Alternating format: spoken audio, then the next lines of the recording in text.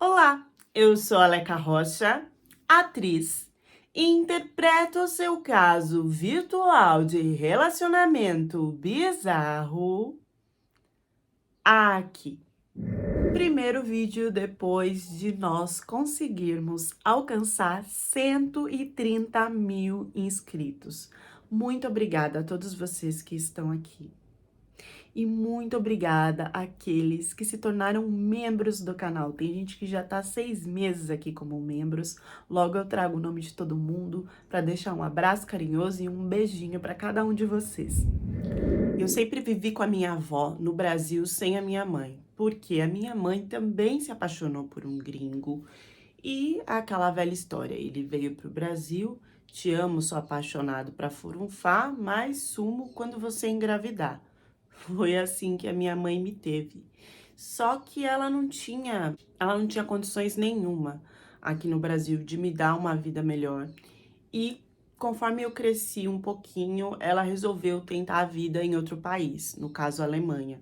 Ela sempre mandava dinheiro para mim de lá, quando dava, ela vinha, mas a minha criação toda foi feita pela minha avó. Minha avó, católica tradicionalíssima, desde pequena já me mostrou todos os costumes e eu segui. Foi aquela coisa, né, de batizado, crisma, primeira comunhão, coroinha, seu anjinho, cantar no coral da igreja e tudo aquilo. Óbvio que depois que eu cresci, eu tive sim minha vida de adolescente, de sair, de beber e tal, mas eu costumava ir com a minha avó sempre, todo fim de semana na igreja, e a minha avó sempre que falava bastante no meu ouvido de coisas que eu tinha que fazer, não tinha que fazer, ou seja, aquela estrutura do catolicismo sempre esteve dentro da minha vivência e eu seguia assim muito das coisas. Eu gostava das músicas, eu ia em concertos, eu sempre tentava ajudar da forma que eu podia dentro da igreja. Eu cheguei até ser professora de estudo religioso, só para vocês terem noção do grau da coisa.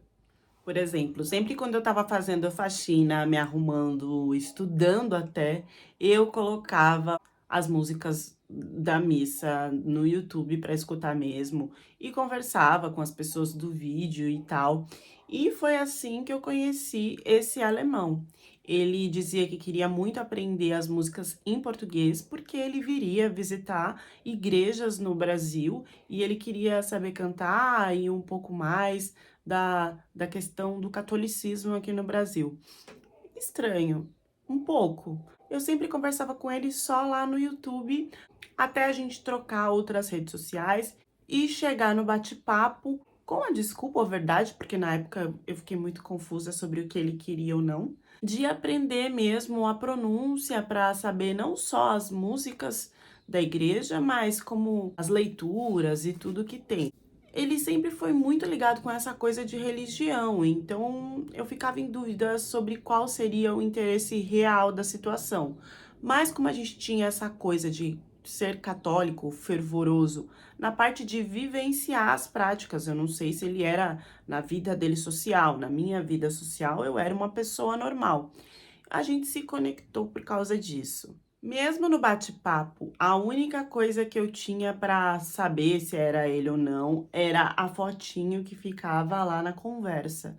E naquela fotinho, ele era um loiro espetacular, do qual eu não acreditava que eu estava conversando, mas também não me questionava sobre.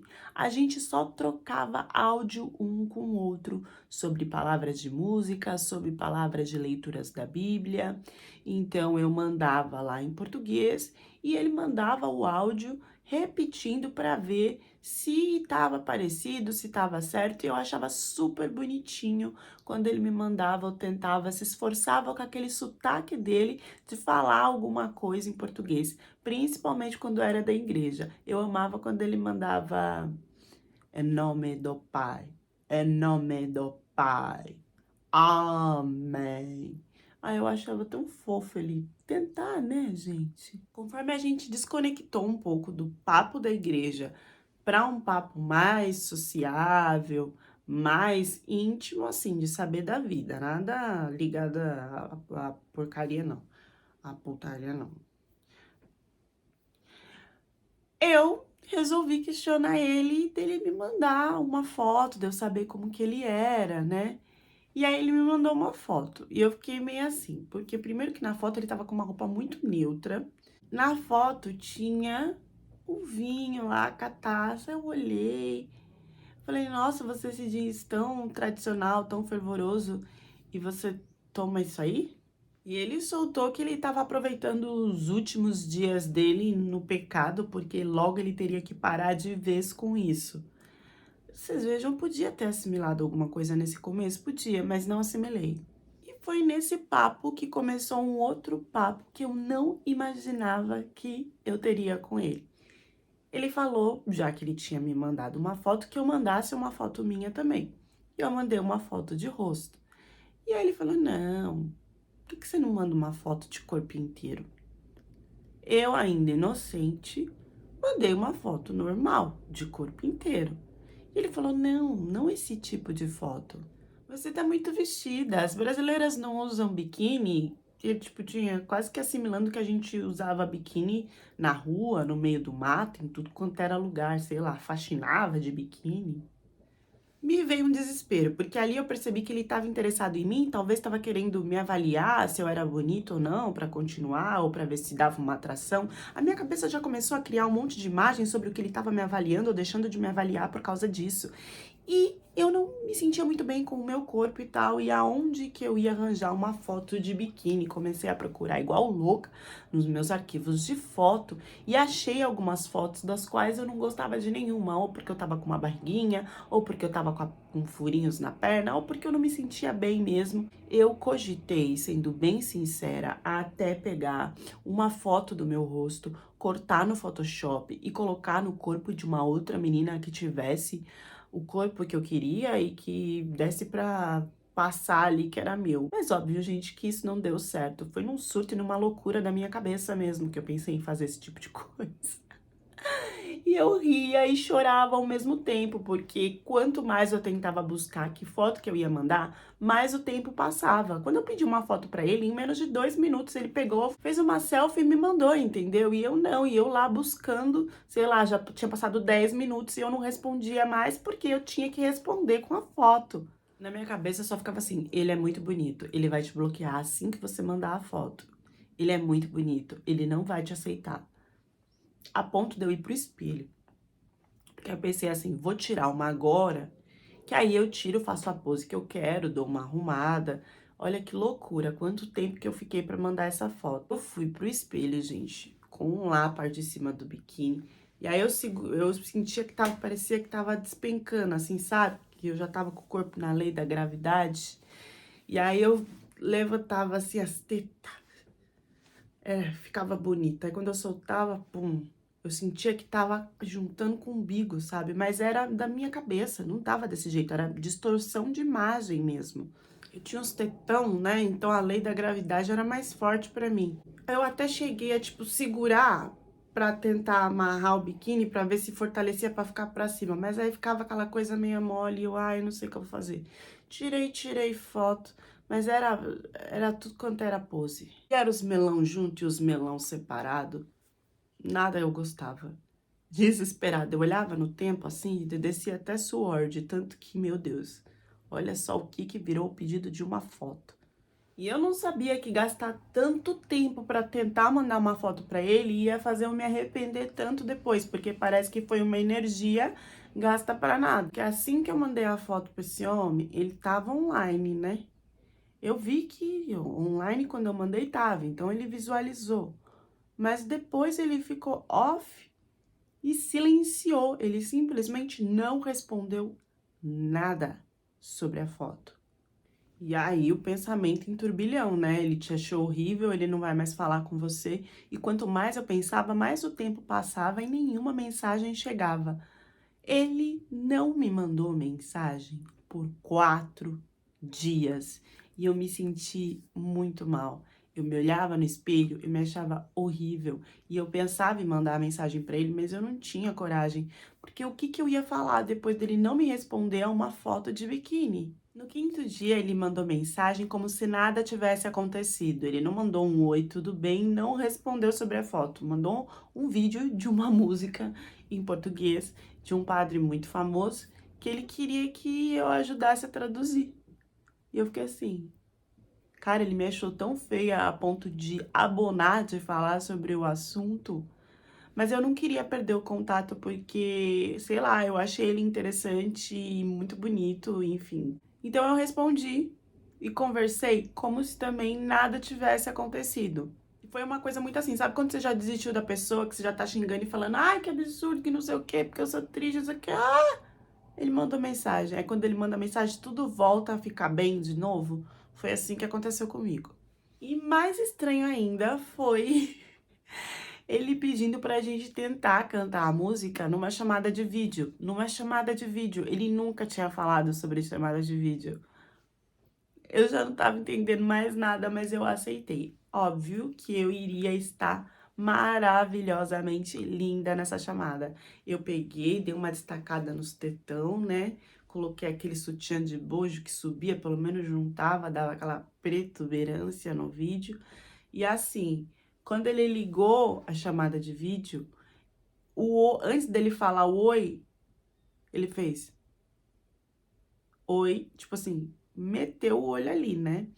Não tava nada muito vulgar não, gente, mas dava pra ver que ali a protuberância era uma coisa interessante. Eu abaixava, assim, e falava, ele não disfarçava, o olho dele já ia pra lá. Tanto que, quando a gente começou a cantar, que eu me movimentava, aí conforme eu batia, louvado seja meu Senhor, louvado seja, nananana. É o quê? É o quê? Sabe? Toda coisa que eu fazia assim, as tetas davam aquela movimentação. Eu via que o olho dele ia pra lá e pra cá. Ele era careca. Não só a cara dele tava vermelha, mas a careca dele inteira tava parecendo um pimentão. E eu vi o suor escorrer assim. Que ele nem se movimentava para não dar muito. O que ele já tava dando nos olhos, na respiração, eu já tava entendendo que ali tinha rolado uma atração quando ele viesse pro Brasil, com certeza ia rolar alguma coisa a mais. E eu super animada, porque ele era católico, minha avó ia gostar, minha mãe ia gostar, e tava lá na Alemanha, onde minha mãe tava, então, nossa, esse moço tava com uma camisa de colarinho, aí ele fazia assim, ó, na camisa, sabe? Saía fumaça, assim, pela camisa, por uma coisa tão pequena que eu falei, nossa, ele marcou de eu encontrar ele no aeroporto. E eu fui. Só que, gente, passou, sei lá, do horário do voo dele que ele tinha falado, né? Passou meia hora, passou uma hora, passou 2 horas, nada desse moço aparecer, nada da mensagem chegar no celular. Eu não sabia se eu ia embora ou se eu ficava. Eu sei que eu esperei umas 5 horas, esse moço não deu sinal de vida. Eu falei, gente, será que isso é golpe? Será que alguém vai me pegar aqui? Já comecei a ficar desesperada. Voltei para casa sem entender o que tinha acontecido. Quando eu cheguei em casa, ele mandou mensagem de que estava com muita vergonha de me encontrar, mas que ao mesmo tempo queria muito me encontrar, para eu falar para ele qual era a igreja que eu ia e tal, porque ele já estava na região, e aí talvez a gente pudesse se encontrar na missa. Eu falei, tudo bem. E achei meio estranho. Só que passou o quê? Eu acho que umas 2 horas ele falou que ele tava muito ansioso, que tava meio desequilibrado do que pensar e do que não pensar, e que era melhor a gente se encontrar, então, antes do encontro da missa, porque lá a gente ia cantar, ia escutar, né, a história da Bíblia e não sei o quê, e aí não ia ter tempo de criar uma intimidade, de se conhecer, podia ficar meio estranho, meio frio, então que a gente se visse antes. E aí eu já achei que tinha alguma coisa, que era golpe, de repente tráfico, sei lá. Falei, não, será que esse moço tá armou de me pegar no aeroporto, e aí os caras não deu certo, aí ele desmarcou, agora tá marcando em outro lugar. Minha vontade de ver ele também era muito grande. E eu falei, bom, num lugar público, como é que ele vai fazer isso? Não tem como fazer, né? Vou marcar num shopping, num lugar bem movimentado. No que eu fui marcar no shopping, ele falou que poderia ser no cinema. Então, na cara e na coragem, no medo, eu fui nesse cinema encontrar com ele. Chegando no cinema, deu 20 minutos, deu 30 minutos, nada dele chegar. Eu falei, gente, alemão não se atrasa, né? E aí ele falou que ele não tem nada de alemão e que por isso que ele atrasou, porque dessa vez ele apareceu. A química, assim, a troca de conversa, né, foi bem melhor do que quando a gente conversava na internet. E ele me contou que, na verdade eu perguntei, né, por que ele tinha sumido depois da foto, que eu fiquei meio assim e tal. E aí ele falou que ele tinha ficado tão encantado comigo, ele achou melhor fugir daquela situação porque não ia ser a melhor coisa pra ele. Ele soltava umas coisas assim que eu não entendia muito bem. Mas depois que ele falou isso, eu fiquei muito animada. E no fim do cinema, antes de cada um ir pra sua casa, rolou um selinho. Mas, gente, foi um selinho que ele não encostou nem na minha cintura, nem na minha mão e nada. Foi só o selinho mesmo e uma coisa ainda um pouco distante. Eu falei, nossa senhora, eu já tinha escutado falar que alemão era frio, mas não sabia que era tanto. Daí eu já comecei a contar os dias pra missa, né? Que era onde seria o próximo encontro. E aí, na verdade, tinha uma reunião também, que era tipo o grupo de jovens. E eu lembro que o grupo de jovens era antes da missa e ele falou que também ia participar. Gente, quando eu cheguei nesse grupo, que eu não encontrava ele, mas já estava acostumada com essa coisa dele atrasar, né? Eu lembro que o coordenador do grupo avisou que iriam chegar estrangeiros e que eram seminaristas. Tudo bem. Quando o coordenador começa a apresentar os seminaristas, esse cara não tava no meio dos seminaristas? Gente, a minha pressão foi, que eu não sei se ela baixou, se ela subiu. Eu quase que desmaiei na tontura, assim, que eu me segurei no banco da igreja, porque ele era seminarista. Seminarista são aqueles homens que estudam profundamente sobre o catolicismo e a maioria deles querem virar padre ou algum cargo importante na igreja. Muitas das vezes se preza pelo celibato. E eu olhava e ele nem olhava para mim, ele abaixava o olhar, sabe? E na minha cabeça, eu não acredito, eu dei um selinho, eu pequei e aquela coisa toda. E depois eu saindo da igreja, ele veio atrás de mim, me puxou pelo braço para conversar. E eu falei, cara, você é louco, como que você faz uma coisa dessa? Né? Eu tava querendo me envolver com você, você deu abertura para isso. E tipo, ele falou, olha, desculpa, eu estudo mesmo para ser padre. Aí eu desmoronei, né? Só que ele falou que a gente não tinha feito nada de errado, porque enquanto ele era seminarista, ele podia ter contatos com mulher. E, infelizmente ou felizmente, ele se apaixonou por mim, não estava sabendo o que fazer com isso. Nisso a gente começou a se encontrar várias vezes, a gente nunca mais beijou, nunca mais se encostou. E ele foi embora, me falando que ele ia parar com essa questão, que ele não iria virar padre, para que eu fosse para a Alemanha e para que a gente ficasse junto. Porque ele estava vendo que era muito forte, que ele não ia ter o controle, que se ele estava sentindo isso, queria viver isso, como que ele ia ser padre? Né? Se ele foi tão fraco na primeira mulher que ele se conectou, imagina como padre, o desastre que seria. Ele foi embora, eu estava bem firme de que tudo ia dar certo. Só que no outro dia que ele chegou lá, já não tinha mais mensagem dele, nem foto, nem rede social, nem nada. Ele simplesmente bloqueou e desapareceu. Eu fiquei muito, muito mal com isso. Tão mal a ponto de começar a sair atrás de homem, de balada, sabe? A abrir a liberdade da mulher revoltada que não tinha conseguido ficar com o grande amor da sua vida. Pra mim, ele tinha decidido pela questão de ser padre e nunca mais ia falar comigo.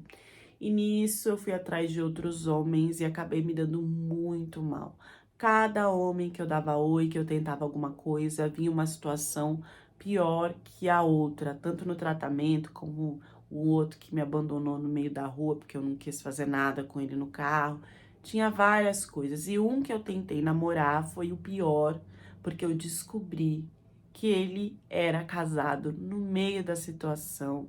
Ainda contei para a esposa e a esposa me taxou de, né, porque eu não sabia, mas para ela eu sabia, tava fazendo de propósito, queria tirar o marido dela. Foi uma confusão que eu fui me afastando de homem cada vez mais e cada vez mais a imagem dele vinha na minha cabeça. Eu queria aquele alemão, eu já comecei a pensar em visitar minha mãe na Alemanha, de repente encontrar ele em algum lugar, porque eu sonhava com ele, eu comia pensando nele, eu fazia academia pensando nele. Qualquer coisa, qualquer roupa, qualquer conversa, qualquer música da igreja, quando eu olhava para a igreja, para os ensinamentos da Bíblia, tudo me fazia pensar e lembrar desse homem. E por milagre ou não, esse homem reapareceu. Depois de um longo tempo, tá? Depois de um longo tempo, ele me adicionou de novo. Eu lembro que nesse dia eu tava comendo, mas soltei prato, soltei tudo quando vi, porque eu não acreditei que ele tinha me adicionado novamente. E achei, sei lá, poderia ser fake, não sei. Quando ele me mandou o áudio, que eu vi que era a voz dele, que o português dele tava muito melhor. E ele falando, nossa, pedindo mil desculpas, usando aquele trecho, né, de se perdoar 70 vezes 7.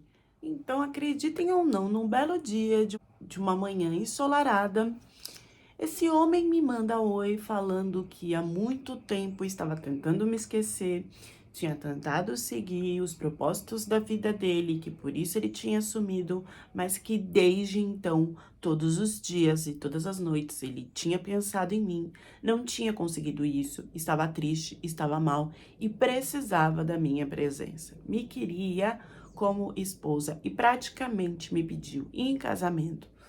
Pelo vídeo, ele falou tudo isso olhando nos meus olhos, sem nenhum tipo de reação que eu pudesse entender que ele estava zoando, que era mentira, deixando bem claro que ele estava me esperando na Alemanha, que assim que eu chegasse, eu iria virar a mulher da vida dele.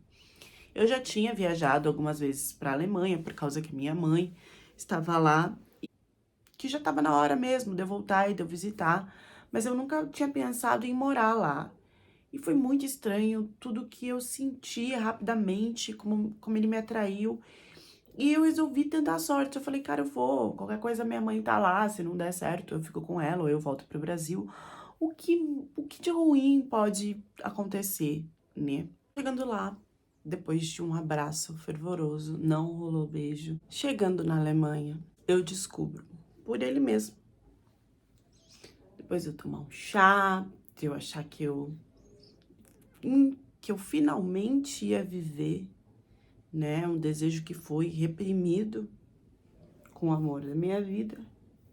Ele me informa de que ele tinha se tornado padre. Vocês pararam de deixar likes e de hypar os vídeos do canal, porque a gente tá com uma queda aí significativa de views. E se vocês não deixam like, se vocês não hypam o vídeo, ele não é distribuído para um número grande de pessoas. Então eu peço aqui novamente a colaboração de vocês, que estava maravilhosa. Parou por quê? Por que parou? E me informa friamente, dizendo que sabia que se ele contasse isso, eu jamais iria até ele e que ele necessitava de mim. Que ele ia rever tudo, que ele ia deixar de ser padre, mas que ele precisava da minha força, do meu apoio para que isso acontecesse. E que eu, distante, ele não iria conseguir se desfazer. Minha cabeça virou um turbilhão de coisas, porque eu abandonei praticamente tudo, já achando que eu iria casar. E eu não sabia até onde isso ia ou não. Eu fiquei muito brava, porque ele não precisava ter mentido.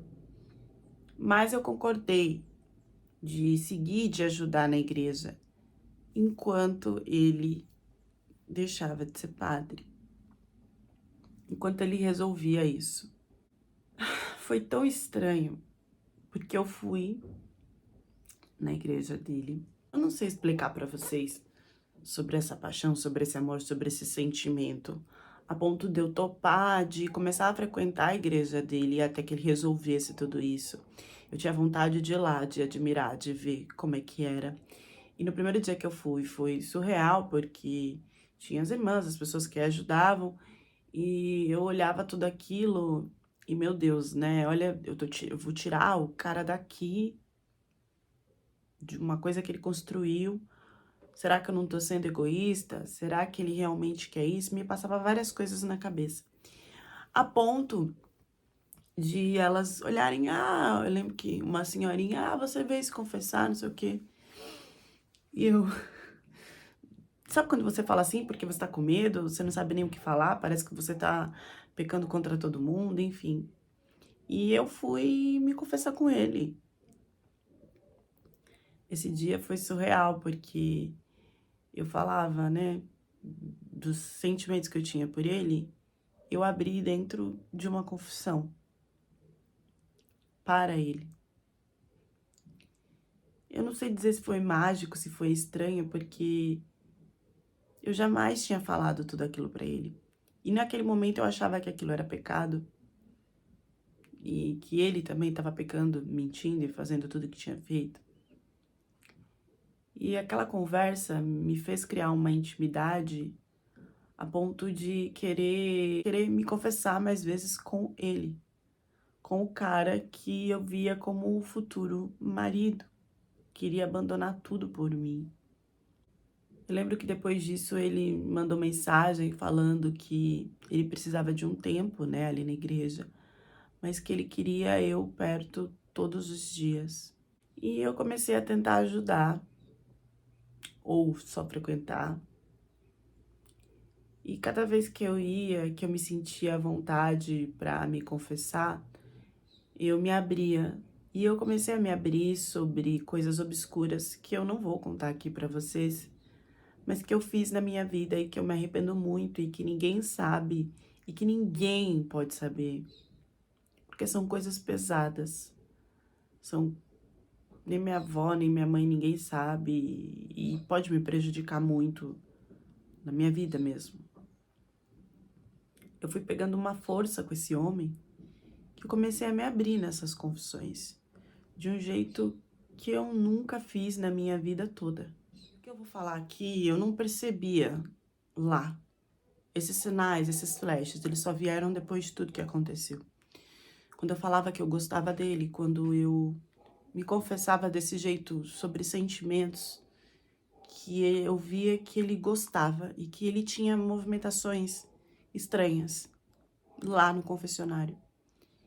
E o toque, e ele começou a tentar até uma aproximação de toque comigo, mesmo do confessionário.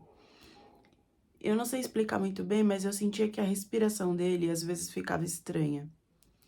E que talvez ele tivesse se tocando em alguns momentos. Isso agora fica muito claro para mim. Na hora eu não entendia muito bem. E essas confissões, elas começaram a ficar mais íntimas. Ia acontecer em salas, em outros lugares. A ponto dele começar a falar besteiras, a querer deixar claro como saber esse outro lado meu, esse ele. Ele começou a querer usar os dedos em mim. Dali ele começou a querer usar os dedos e não eram só os dedos, ele queria usar a mão. E eu falando que isso eu não queria, que não era certo, mas ele veio de uma forma tão forte que eu não esperava, que quando eu vi já estava para acontecer. E quando eu mandei ele parar e falei que eu não iria mais e que eu não esperava isso dele, porque ali eu tava querendo um marido, eu tava acreditando que ele era o amor da minha vida, o meu marido, não que ele ia fazer isso, ainda mais na condição de padre que ele tava. Ele falou que eu teria que continuar, porque agora ele sabia muito de mim e que assim que ele deixasse de ser padre, ele poderia abrir todas essas situações. Gente, eu confessei de forma detalhada, com provas, com tudo, e ele ia usar isso contra mim. Infelizmente eu não posso explicar pra vocês o que era, mas era algo que iria me incriminar pro resto da vida. Isso, ele começou a me levar em lugares e fazer tudo que ele queria. E quando eu digo tudo, eram coisas fora do normal em uma relação. E que ele se sentia ainda mais fazendo dentro da igreja. Eu comecei a achar estranho que nenhuma irmã cobrava da gente ficar sozinho, ou do tempo que se ficava, ou, sabe, o meu olhar pedia socorro às vezes. E eu achava estranho que parecia que elas estavam ali para auxiliar, independente do que tivesse acontecendo. E uma vez que eu falei que eu iria pedir ajuda, que eu iria gritar, ele falou que eu poderia fazer o que eu quisesse, porque ali todas seguiam o que ele falava, porque ninguém ali era seguidora de Jesus, eram seguidoras dele. Ali ele deixou bem claro de que ele não ia parar de ser padre, de que ele não iria casar comigo, que ele não precisava disso, porque ele tinha as duas coisas que ele queria, que era o desejo de me forçar a todos os prazeres perversos dele e ainda continuar seguindo a missão de vida do coração dele. Depois que começaram a acontecer essas coisas, os olhos dessas mulheres, o olhar delas mudaram. Eu não conseguia mais ver elas como pessoas que eu poderia pedir ajuda. Parecia que elas me olhavam e que elas sabiam de tudo que estava acontecendo. E sim, elas sabiam. Eu não falei da minha mãe, né? A minha mãe, tanto esse padre como os outros, era como se fosse Deus na terra. Nunca me escutou em nada. E eu não tinha uma abertura. Eu comecei a perceber que, apesar dela ser minha mãe, eu não tinha uma abertura e nem coragem de falar nada para ela. A religião, o poder dele, tudo era muito grande ali. E essa palavra dele contra a minha, mesmo assim, teve uma época que eu criei coragem e eu gravei. Eu deixei o celular ligado. E enquanto acontecia, eu meio que falava coisas para que ele respondesse e desse a entender. Porque eu não gravei vídeo, né? Eu gravei áudio para ele não perceber. E quando eu voltei para casa, eu mandei esses áudios para ele, falando que agora sim, se ele quisesse me denunciar, ele poderia me denunciar, porque eu também teria coisas para denunciar sobre ele. Só quando eu fiz isso é que ele começou a me deixar em paz. E eu resolvi contar essa história nem tanto pelo que eu passei, mas porque esse padre, ele chegou aí pro Brasil. E no Brasil, as coisas ficaram piores, porque surgiu questões sobre ele e essas irmãs barra freiras, até pegarem crianças mesmo na Alemanha para ter atos com outras pessoas. Era meio que... Era meio não, era uma seita, onde desejos eram mais importantes do que a palavra de Deus. E quando ele veio para o Brasil, não demorou muito tempo para começarem algumas denúncias. No Brasil é que ele foi pego, não na Alemanha. As pessoas que tiveram coragem de partir para cima disso foram brasileiras.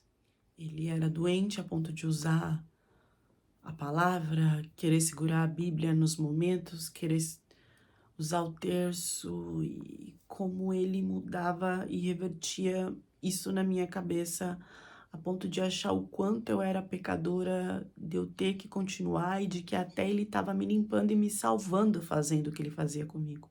Ele transmutou isso rápido de um grande amor que eu iria casar a eu ser pecadora e ter que pagar fazendo tudo o que ele quisesse.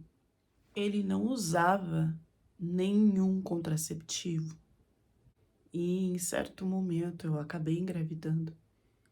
E o poder dele, a influência era tão grande que eu acabei em uma dessas casas para que se terminasse com a vida do neném, sem que ninguém o barrasse, sem que ninguém percebesse que era um padre que tinha mandado, o que estava fazendo. Foi tudo sem higiene, sem proteção.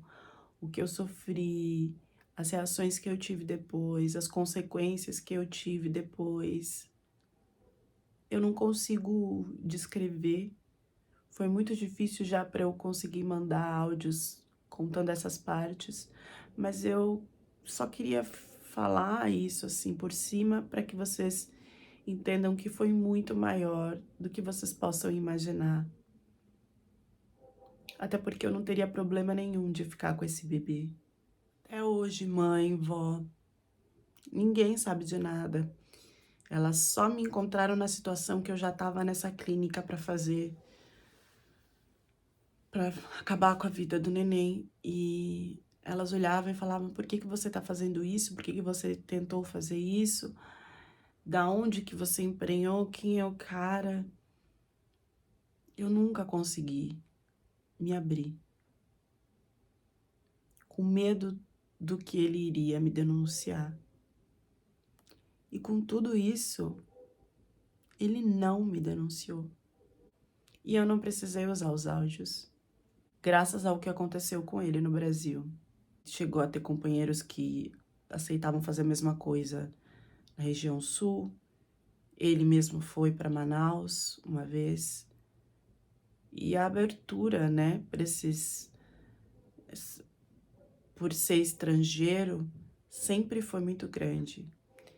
Eu não tô aqui para falar que toda a igreja católica faz isso, compactua com isso, não. Nem que padres estrangeiros, não.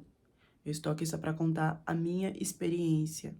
Teve experiências de outras mulheres que eu fiquei sabendo, a ponto dele simplesmente levar mesmo para entendeu? E falar: ah, eu quero isso, você vai fazer isso, esse é meu desejo, a gente pode fazer, aqui a gente vai ficar mais confortável, eu vou sair disso e vou casar com você. Sempre essa ideia de que estava apaixonado e de que ia deixar tudo. E era mentira. A única coisa feliz que eu tenho para dizer dessa história é que ele pagou pelo que ele fez. Eu fiquei muito triste porque quando eu mostrei os áudios e tal, né, ele já recalculou a rota dele para o Brasil. E eu que acabei ensinando português para ele. Então eu acabei ajudando ele a se conectar com mais brasileiras por causa do idioma. Isso é, às vezes a gente tá na internet, tem estrangeiros, ah, eu quero aprender português, não sei o quê. A gente ensina de coração aberto e tal, mas é importante saber antes qual é o objetivo desse homem. Depois que eu mandei os áudios para ele, não demorou 3 dias pro sumiço dele e só depois eu entender que ele estava no Brasil. Ele não me comunicou, eu achei que eu tinha vencido uma batalha ali, pequena que fosse.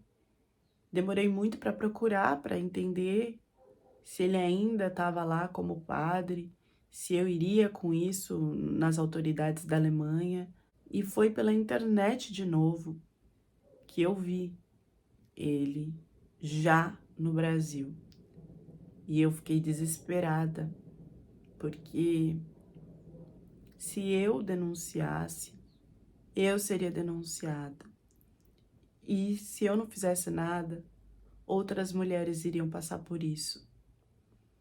Ah, o modo que eu aprendi essa lição foi muito duro. E vocês podem me culpar aqui. Eu assumo todos os erros do que aconteceu. Pontos que eu queria ressaltar da história. muita mulher chega para mim falando que, ai, eu tô ensinando português para ele. Vocês sabem que isso requer tempo, energia, você não está sendo remunerada e você não sabe para que esse idioma vai ser usado depois. Fica aí uma história de alerta. Outra questão. O crescimento dela sem a mãe e o pai, com uma avó que direcionava para a religião, acho maravilhoso a parte de direcionar para uma religião, mas a gente tem que começar a mostrar para os nossos filhos e conhecidos que tudo tem um lado bom e tem um lado ruim. Quando você mostra aquilo só como uma coisa boa, a ingenuidade, a inocência, a pureza pode levar a gente para situações como essa ou até piores. Então, não tô aqui falando que nem a religião católica, nem a evangélica, nem nada, são todas ruins e que a gente, não. Mas que são praticadas por seres humanos. E seres humanos têm um lado bom e tem um lado ruim, e tem um lado ruim, então a gente precisa ficar alerta. Deixem as reflexões de vocês nos comentários e até a próxima história do canal.